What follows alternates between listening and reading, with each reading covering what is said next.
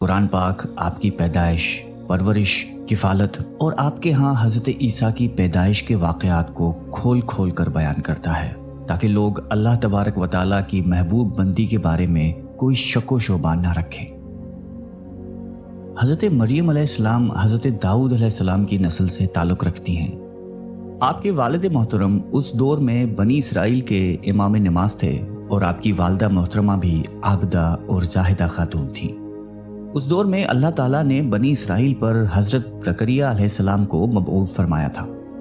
جب حضرت مریم علیہ السلام کے والدہ کے ہاں اولاد نہیں تھی تو انہوں نے اللہ کے نام پر یہ نظر مانی کہ اگر ان کے ہاں اولاد ہوئی تو وہ اسے بیت المقدس کی خدمت کے لیے وقف کر دیں گی۔ اس وقت کے رواج کے مطابق جو لڑکا اللہ تعالیٰ کے نظر کر دیا جاتا وہ نہ تو شادی کرتا تھا اور نہ ہی دنیاوی مشاغل میں دلچسپی لیتا تھا، صرف عبادت گاہ کی خدمت کرتا اور خود عبادت میں مشغول رہتا تھا۔ حضرت بی بی مریم کی والدہ نے بھی بیٹے کے عطا کرنے کی دعا اس لیے کی تھی کہ رواج کے مطابق عبادت گاہ کی خدمت کے لیے تو صرف لڑکوں کو قبول کیا جاتا تھا، لڑکیوں کے لیے یہ اجازت نہیں تھی۔ چنانچہ بیٹے کی جگہ جب بیٹی پیدا ہوئی تو ماں کو یہ فکر ہو گئی کہ اس کی نظر قبول نہیں ہوگی، کیونکہ دستور کے مطابق لڑکی نظر کرنے کی ممانعت تھی۔ اسی کشمکش میں اللہ تعالیٰ سے یہ دعا کی کہ اے رب، میں نے تو لڑکے کی درخواست کی تھی، لیکن جو اللہ تعالیٰ کی ذات بابرکت کا علم ہے وہاں تک انسانی سوچ کیسے پہنچ سکتی ہے؟ اللہ تعالیٰ نے جس لڑکی کو پیدا فرمایا تھا اس سے دراصل مقدس ماں بنانا مقصود تھا، جس میں سے ایک عظیم الشان مبارک و مسعود بیٹے نے پیدا ہونا تھا جو پیدائشی نبی تھا۔ بہرحال حضرت مریم کی پیدائش ہو جاتی ہے اور مدت رضاعت ختم ہوتی ہے تو آپ علیہ السلام کی والدہ محترمہ آپ کو بیت المقدس لے جاتی ہیں تاکہ مجاوروں کے سپرد کر کے اپنی منت پوری کریں۔ وہاں مجاور جھگڑنے لگتے ہیں، ہر کوئی یہ چاہ رکھتا ہے کہ حضرت مریم کی کفالت اس کے سپرد کی جائے۔ پھر یہ فیصلہ ہوا کہ مجاورین وہ قلم جس سے وہ توریت لکھتے تھے پانی میں چھوڑ دیں، جس کا قلم پانی کے بہاؤ میں بہنے کی بجائے الٹا بہے وہی حضرت مریم کی کفالت کا حقدار ہوگا۔ اس مقابلے میں حضرت زکریہ بھی شامل تھے۔ ان کے قلم کو اللہ تعالیٰ نے پانی میں بہاؤ کے الٹے طرف بہایا اور ان کی پرورش کے حقدار ہو گئے، اور بی بی مریم کو اللہ کی منشا کے مطابق حضرت زکریہ کی کفالت میں دے دیا گیا۔ حضرت زکریہ کی بیوی حضرت مریم کی خالہ لگتی تھی، اس لیے ان سے بڑھ کر ان کی پرورش اور کون کر سکتا تھا۔ اسی طرح حضرت مریم بیت المقدس میں رہائش پذیر ہو گئی۔ آپ کے لیے ایک کمرہ مخصوص کر دیا گیا جہاں حضرت زکریہ کے علاوہ اور کوئی نہیں جا سکتا تھا۔ آپ دن رات اللہ تعالیٰ کی عبادت میں مشغول رہتی تھیں۔ جب بھی حضرت زکریہ آپ کے پاس آتے تو وہ حیران ہوتے کیونکہ آپ کے پاس بے موسم پھل موجود ہوتے تھے۔ گرمیوں کے پھل سردیوں کے موسم میں اور سردیوں کے پھل گرمیوں کے موسم میں آپ کے حجرے میں موجود ہوتے تھے۔ حضرت زکریہ کی حیرت بجا تھی، تبھی حضرت مریم سے پوچھا کہ یہ پھل کہاں سے آتے ہیں، کون دے کر جاتا ہے آپ کو؟ حضرت مریم پرسکون ہو کر فرماتی ہیں کہ اللہ کے پاس سے۔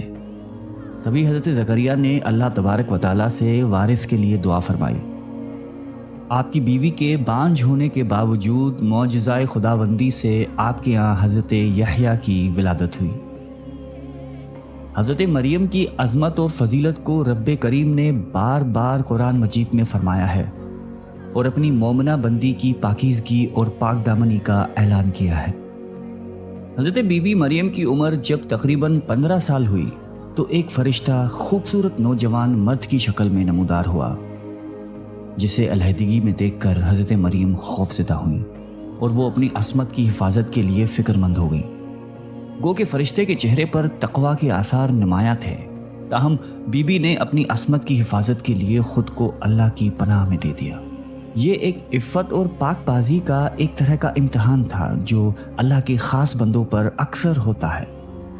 آپ نے اس شخص سے کہا کہ وہ وہاں سے چلا جائے۔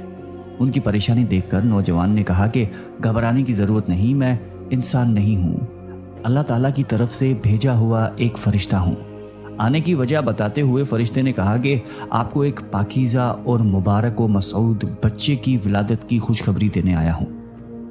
हज़रत मरियम को इंतहाई ताज्जुब हुआ। वो बोली कि ये कैसे मुमकिन है, क्योंकि वो शादीशुदा नहीं थी।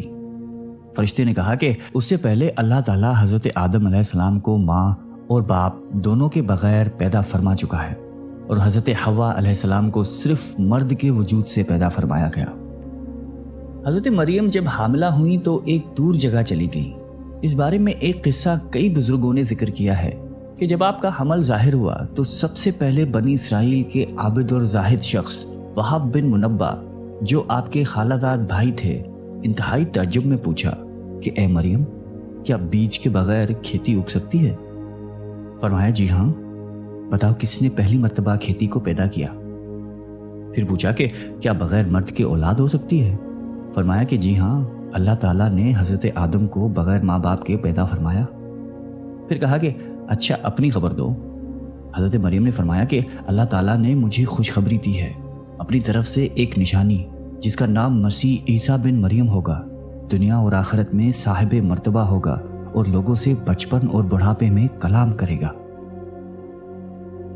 मोहम्मद बिन इसहाक फरमाते हैं कि जब हज़रत मरियम के हामिला होने की खबर बनी इसराइल में आम हो गई तो बहुत से अफराद ने हज़रत ज़करिया के घर आना जाना बंद कर दिया और आप पर इल्ज़ामात और बहतान लगाने लगे। हज़रत मरियम ने लोगों से अलहदगी इख्तियार कर ली और दूर तन्हाई में चली गई। जब हमल का दर्द शुरू हुआ तो आपने एक दरख्त का सहारा लिया और उनके नीचे बैठ गई। दर्द से बेचैन और बदनामी का ख्याल आखिर घबरा कर कहने लगी कि काश मैं पहले ही मर गई होती और भूली बिसरी हो गई होती। बेसरो सामानी की इस मुश्किल वक्त में अल्लाह ताला ने हज़रत मरियम के कदमों के करीब एक नहर जारी कर दी और निदा आई कि पानी पियो और खजूर खाओ ताकि जिस्म को कुव्वत पहुंचे और फिर अपनी औलाद को देखकर आंखों को ठंडक पहुंचाओ। इस्लाम आने से पहले बोलने का रोज़ा रखना इबादत में दाखिल होता था, यानी सुबह से रात तक किसी से बात न करते। बाद में यह हुक्म मनसूख हो गया, लिहाजा हज़रत मरियम की परेशानी दूर करने के लिए कहा गया था कि तुमसे कोई शख्स इस बच्चे के बारे में पूछे तो इशारे से कह देना कि मैंने चुप का रोज़ा रखा है। जब हज़रत मरियम को कुछ तसल्ली हुई और हज़रत ईसा अलैहिस्सलाम पैदा हुए, फिर आप अपने बेटे को कौम के पास ले आईं। कौम के लोग आपके गोद में बच्चा देखकर गज़बनाक हो गए और आपकी इबादत गुजार और पाकीज़ा ख़ानदान का हवाला देते हुए आपसे बदगुमान हुए और इल्ज़ाम लगाना शुरू कर दिया। जब हालात बहुत तंग हो गए और सोच समझ के दरवाजे भी बंद हो गए, सिर्फ तवक्कल का मदार अल्लाह की ज़ात ही रह गई, तब हज़रत मरियम ने बच्चे की तरफ इशारा करते हुए कहा कि इस बच्चे से बात कर लो, तुम्हारे सारे सवाल के जवाब ये बच्चा देगा। सरकश लोगों ने कहा कि भला ये दूध पीता बच्चा हमारे सवालों के जवाब कैसे देगा, हम क्यों करें इससे गुफ्तगू। कौम का ये कलाम सुनकर हज़रत ईसा ने तकरीर शुरू कर दी, जिसका जिक्र अल्लाह ताला ने कुरान मजीद में यूं फरमाया है। और जब बच्चे ने फरमाया मैं हूँ अल्लाह का बंदा, उसने मुझे किताब दी और मुझे नबी किया, उसने मुझे मुबारक किया, मैं कहीं हूँ, मुझे नमाज और तकवा की ताकीद फरमाई, जब तक मैं जीऊँ अपनी माँ से अच्छा सलूक करने वाला और मुझे ज़बरदस्त बख्त नहीं बनाया, और सलामती है मुझ पर जिस दिन मैं पैदा हुआ और जिस दिन मैं मरूं और जिस दिन जिंदा उठाया जाऊंगा। हज़रत ईसा अलैहिस्सलाम की ज़िंदगी के मुतल्लिक़ इसराइली रवायात में बेशुमार वाक़यात मौजूद हैं। उनमें से एक इंजील में है जो हज़रत वहब बिन मुनब्बा से मक़तूल है। हज़रत ईसा की विलादत के शब फ़ारिस के बादशाह ने आसमान पर एक नेक सितारा रोशन देखा। नजूमियों से दरियाफ्त किया तो बताया गया कि इस सितारे का तुलू किसी अजीम शान हस्ती की पैदाइश की खबर देता है जो मुल्क शाम में पैदा हुई है। बादशाह ने खुशबुओं के उम्दा तोहफे देकर एक वफद को मुल्क शाम रवाना किया। मुल्क शाम पहुंचकर वफद ने यहूदियों के बादशाह से तमाम हालात दरियाफ्त करना चाहे। वफद के ज़बानी वाक़या सुनकर बादशाह घबराया और फिर वफद को इजाज़त दे दी कि वो बच्चे के मुतालिक मालूमात हासिल कर लें। बारशियों के इस वफद ने बैतुल मुक़द्दस पहुंचकर हज़रत ईसा को देखा, दो सजदाए ताज़ीम किया और चंद रोज़ वहाँ क़याम किया। उसी दौरान उस वफद के बाज़ आदमियों ने ख्वाब में अपने बादशाह को इस बच्चे का दुश्मन देखा। उन लोगों ने हज़रत मरियम को अपना ख्वाब सुनाया और मशवरा दिया कि इस बच्चे को किसी महफूज जगह ले जाएं। उसके बाद हज़रत मरियम हज़रत ईसा को लेकर मिस्र चली गई। जब हज़रत ईसा की उम्र मुबारक 13 साल हुई तो बैतुल मुक़द्दस वापस आ गई। बुखारी शरीफ में हज़रत उबादा बिन सामत रज़ी अल्लाह ताला अन्हु से मरवी है कि रसूलुल्लाह सल्लल्लाहु अलैहि वसल्लम ने फरमाया कि जिसने गवाही दी कि अल्लाह के सिवा कोई माबूद नहीं, वो अकेला है, उसका कोई शरीक नहीं, और मोहम्मद सल्लल्लाहु अलैहि वसल्लम अल्लाह के बंदे और उसके रसूल हैं, और ईसा अल्लाह के बंदे और रसूल हैं जिनको अल्लाह ने मरियम की गोद में डाला और उसकी रूह हैं,